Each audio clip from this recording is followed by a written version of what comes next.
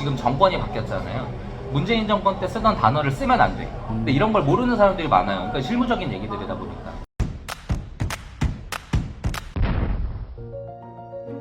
이분의 그 법인 컨설팅이 정확하게 뭐 하는 거예요? 저번에 말씀드렸다시피 의사하고 탐정의 역할, 이 회사가 운영을 함에 있어서 잘못된 부분이 있다면 그것을 찾아내갖고 고쳐서 더 잘 될 수 있도록 도와주는 거. 넓게 말하면 그런 의미인데 세부적으로 들어가면은 자금 조달부터 시작을 해서 회사에 필요한 각종 인증이라든지 그런 것들 이제 계속 도와주면서 회사가 성장할 수 있도록 도와주는. 이제 좁은 의미로 들어가게 되면 자금 조달만 하시는 분들도 있고 인증만 하시는 분들도 있고 또 뭐 어떤 뭐 지원 사업이나 바우처 사업만 하시는 분들도 있는데 저 같은 경우는 이제 CFO의 역할을 한다고 생각을 해요.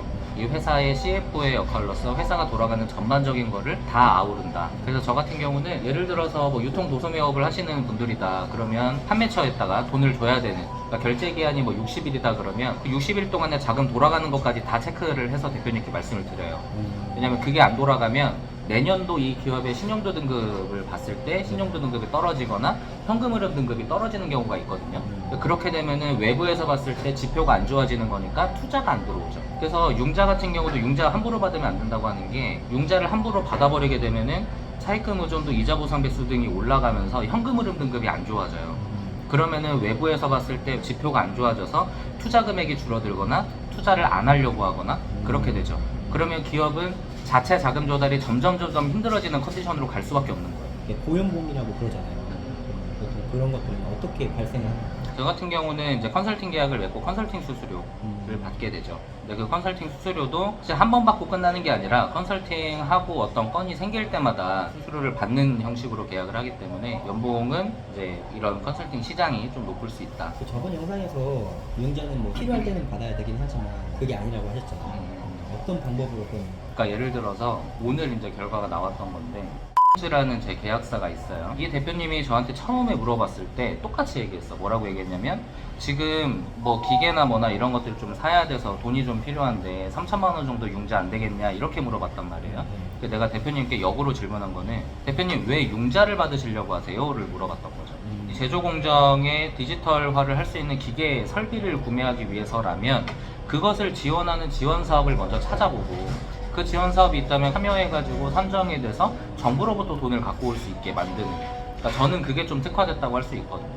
융자라는 거는 그 거치 기간에 따라서 이자 나가고 나중에 그 돈 다시 다 갚아야 되죠. 내 돈 아니잖아요. 실상 대표가 보기에는 내 회사는 융자 받아서 기계도 사고 뭐도 사고 해서 좋아지고 있는 것 같은데 외부에서 보기에는 안 좋아지다 보니까 신용 등급이나 현금 흐름 등급이 떨어져 버리는 거죠. 그러면 나중에 정말 좋은 기업이 와서 이 회사에 투자를 하고 싶거나 뭔가 되게 괜찮은 지원 사업이 나와서 참여를 하려고 해도 재무 비율이 안 좋아져 버리면은 다 미선정돼 버리는 거예요. 근데 오늘 제가 이제 받은 게 뭐냐면 그 대표님이 제조 공정을 디지털화하기 위한 기계가 필요하대. 그거에 맞는 운영기관에 올라온 공고들이 뭐가 있는가를 한번 찾아본 거죠.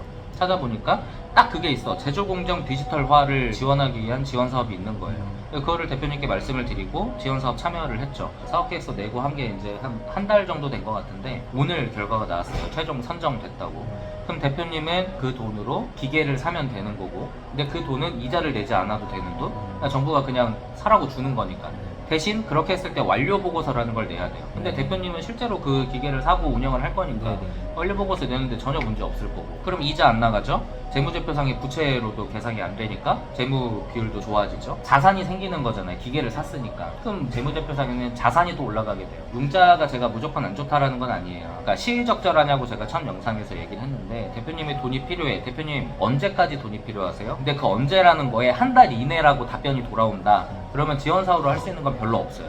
그렇게 되면 융자라는 방법을 써야겠죠. 그럼 거기서 융자도 적절하게 융자를 사용할 수 있느냐도 문제인 거예요. 융자를 해줄 수 있는 기관이 신용보증기금, 기술보증기금, 중진공, 소진공, 재단, 은행 이렇게들이 있는데 이 회사에 맞는 기관을 찾아서 융자를 시키는 것도 사실 어렵고 그것도 능력이라고 봐요. 저는 이자도 저리로, 그러니까 융자가 무조건 답은 아니지만 융자가 필요한 순간에도 적절한 융자를 찾아주는 게 컨설팅의 올바른 방향이다. 저의 킬러 콘텐츠 사업계에서 쓰는 방법이나 이런 것들도 있어요.